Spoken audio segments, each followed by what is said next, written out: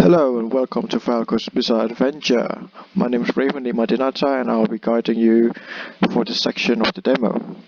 So now here we are in the main menu of the game, and here we can start the game with this button, we can exit the game with this button, and on the bottom left there's a button to get into the instructions screen of the game. So now let's visit the instructions screen of the game, and here you can find all of the common controls for the game. You can move with the WASD button, you can shoot with the left click of a mouse, you can open the mouse menu using the escape keys, and you can change weapons with the keys 1, 2, 3 and 4. As for the weapons, 1 is an arm, 2 is pistol, 3 is assault rifle, and 4 is a shotgun. And let's go back to the main menu and let us begin our adventure.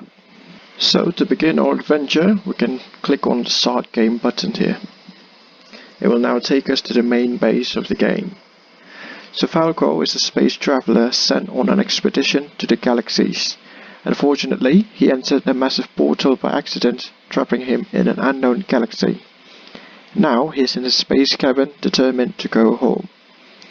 When starting the game for the very first time, a dialog box telling Falco's story will play. You can go through the dialog box with the space bar. Alright, so currently there is nothing much we can do in the cabin besides using the portal, so let's get straight to the portal. And now here, when we are approaching the portal, an interact prompt will appear and you can press the E key on your keyboard to open the level selection menu as follows. Alright, so now let's go to level 1. When beginning level 1, a dialog box will appear. It contains some hints and tips and tricks to quickly finish the level. To clear this level, the player will need to kill all the enemies, not just the boss. So now let's play for a little while and then we shall jump to the winning scene. Level 1 is a level set in a robot lab environment. It was once a lab where scientists and engineers developed robots for war. However, the robots became too strong and smart, and they took over the lab from humans. Alright, so now let's play the game. So here we can kill the enemy, and remember that in level 1 bullets can only travel sideways, so you can utilize some tricks like this, so you can position your player higher and you won't get hit, but you will still hit the enemy. But it doesn't work with these kinds of soldiers because their firing point is rather high. Right, so now let's jump to the winning scene of the level. So now we are nearing the end of level 1. We can now kill the boss and go to the winning scene. But before that, I want to demonstrate our pause menu. The pause menu can be opened and closed using the escape key, as you can see here.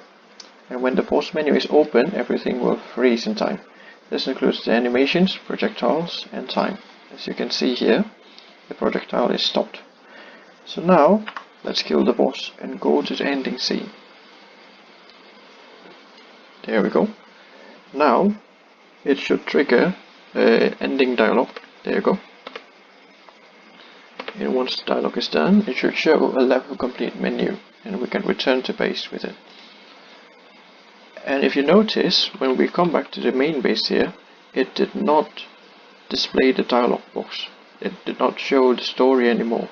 This is because we have been in the main base once, so it ignores showing the dialog box once it has been shown once. This is done using a singleton game manager, and you can find more information about that in the documentation included with the submission. Another thing I would like to demonstrate is the asset material, which is unique to this level. So let's jump right into the assets.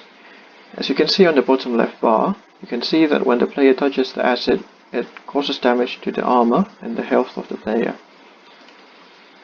If you need more information regarding the mechanics of this feature, the asset feature, please refer to the documentation included with the submission. And if you also need more information about the mechanics of the enemy AI, and anything else regarding level 1, please refer to the documentation included with the submission. Everything should be there. And that's all for level 1. Thank you, and next up will be level 2's demonstration. Hello, my name is Syed Mohd, SWE 1909614, and today we'll be looking at the level 2 of Falco's Bizarre Adventures. So a brief outline of the world: it's a puzzle world, and the objective is to solve the puzzles within the area or within the world. So the player needs to use the boulders in different ways to activate the panels to open different doors in order to get the objective, which is over here, which is the coordinates of this world, to help Falco to jump and warp to different worlds in order to get back to Earth. It starts off with a dialog box where it describes the world, and it starts to show the mechanics that the user needs to know in order to play the level. So, for example, this one says to move the boulder, and then you can see the interactions over there. There are also hints put throughout the level, such as this one. Okay, so it basically says you need to find an altar or something. And for this one, let's try and bring the boulder. All right, so here we can see the different kinds of hints that are given throughout. This is also another hint that can be seen. It says ready. So these prompts, these hints are all a preparation towards the final puzzle, the main puzzle of the world. So the main puzzle of the world is this one. It's basically a puzzle that leads up from the previous hints. The hint for this one is hold ready, hold steady, and let go, which basically just means that you need to hold the ready, which we've set up which button is ready, and then you need to hold the set or the blue, and last but not least, we need to let go.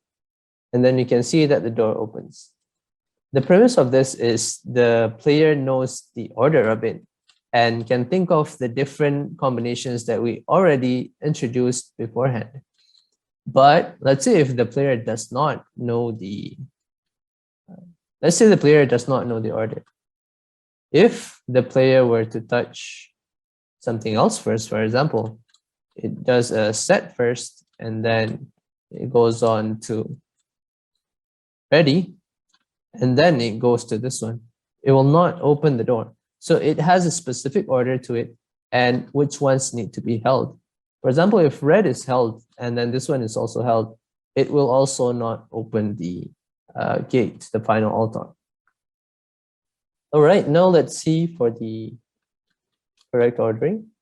So ready, set, and for the go, we can just either stand or just do that.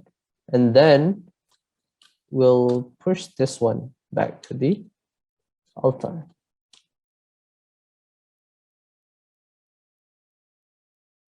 And after we're done with the altar, we can see that this one is now open. And we can take a boulder. These are the prompts since we skipped it using the scene. And yeah, now it's here and open. And after a while, it gets the coordinates and it'll go through the dialogue and then open the wrap back to base level. That's it from me. For further reading, can be referred to in the report. Thank you.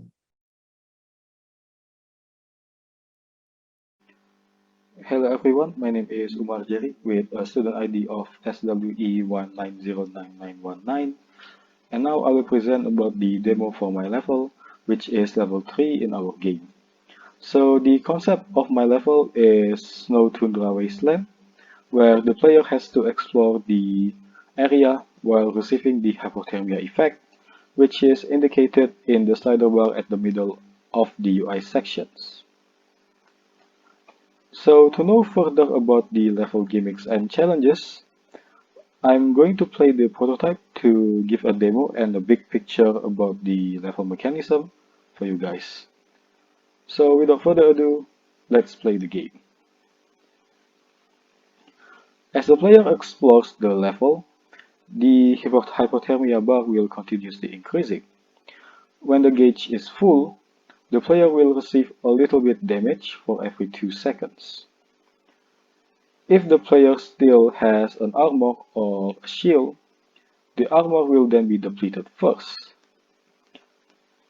And when the armor is gone, the player's health will then be depleted. So as you can see in the game display, the player's shield will be depleted first when the gauge is full, and when the shield is already gone, the player's health will then be depleted bit by bit. So, to avoid getting additional damage due to the hypothermia, the player must get close to the fireplace range, so that the gauge will be decreased. And upon exploring the level deeper, the player will be faced with a golem. In this prototype, there are 3 golems, and each golem has variety of health points as the level gets deeper. So the first golem has 10 HP, the second golem has 20, and the third one has 50. The golem has a checkpoint set to its position so that when the golem is moving like this, so when the golem is patrolling the area, the given area for it, the golem will then explore based on the checkpoint limit.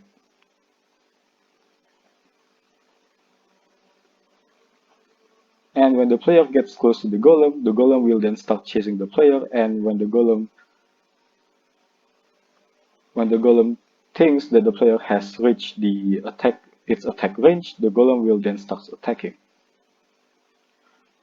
The golem deals massive damage to the player, but the player can still avoid it with ease because the attack animation is relatively slow. And the player can shoot the golem as well.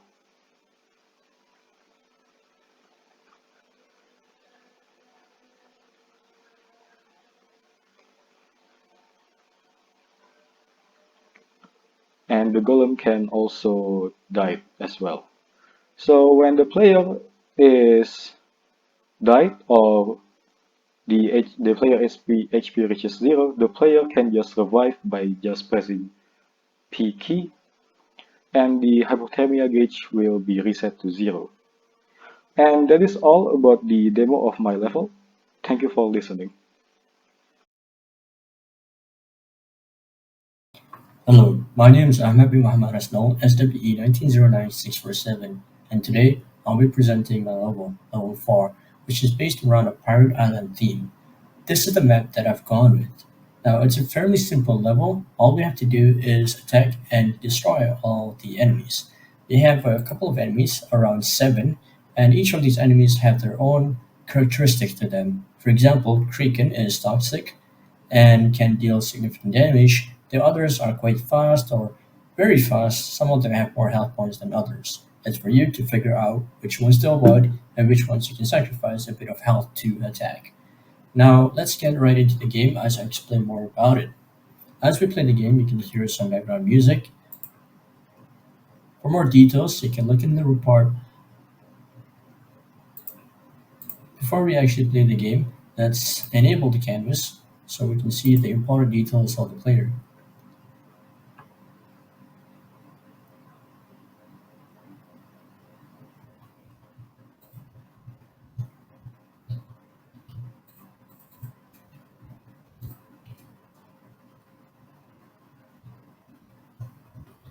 You'll have to avoid getting hit by the enemies as they can deal quite a lot of damage if you get attacked by them.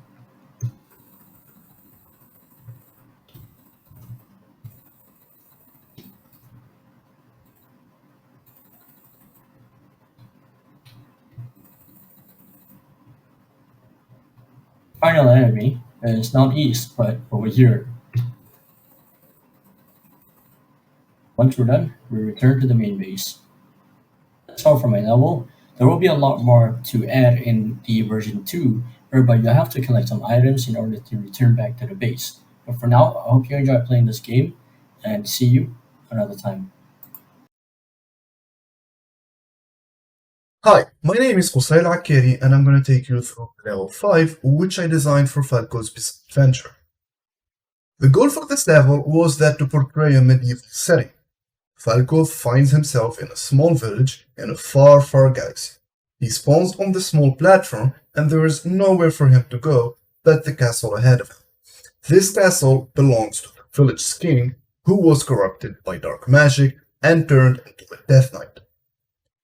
The place is filled with medieval-themed enemies like wizards and archers, and Falco has to defeat them all to go back to his space cabin.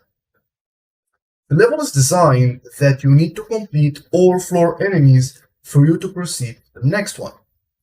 For example, if the player wants to go to the second floor without killing everyone on the first one, they will receive a small message telling them they can proceed. The way the enemies work is that whenever they detect a player in the specific radius, they start shooting them and then move in their direction to close the gap before shooting again. And the cycle starts. After clearing up the 2 floors, the player finally finds themselves against the corrupted king. They need to defeat him in order for them to proceed. The fight starts when the player enters the boss room.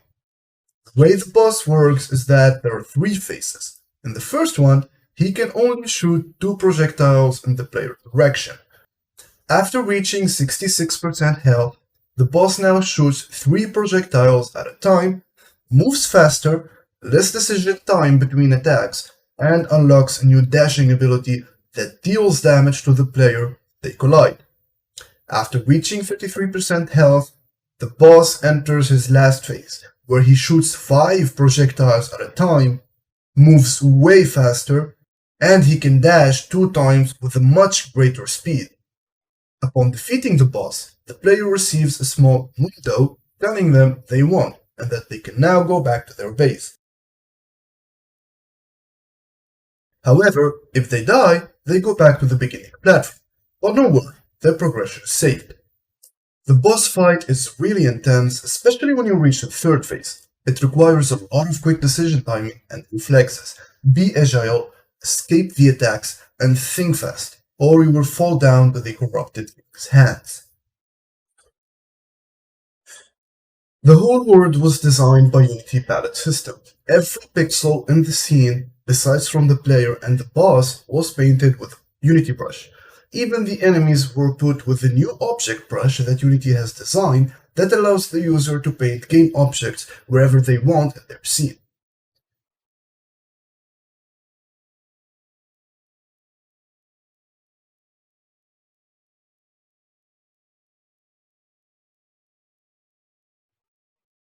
For the enemy's AI, I chose a different path to code their behavior in a Unity component or Unity script and then just add it to the game object. Unity Animator is a powerful tool to not just animate your sprites, but to create a whole state machine that controls the character behavior in each state. It's a different class than the mono behavior one, and it has its own methods and attributes. All of the enemy's behavior is coded and controlled in the state machine. This means that whenever the character leaves a state and enters a new one, for example, going from the move state to the attack state, there is a function called when move state is exited, another one called when the attack state is entered, and an update function, and finally, when they leave the attack state, an exit function is called. I used all of these methods to control the behavior of the enemy based on what state they're in. How does they attack, how much time to make a decision, the decision of the attack, the direction of the attack, how many projectiles, etc. The Unity state machine is something that I have learned by myself. I'm still not very familiar with everything that it offers, because you can do a lot of things with it, but I tried my best to take the most advantage of its potential. That was level 5 for our game, Falco's Bizarre Adventure. Thank you so much for watching the video.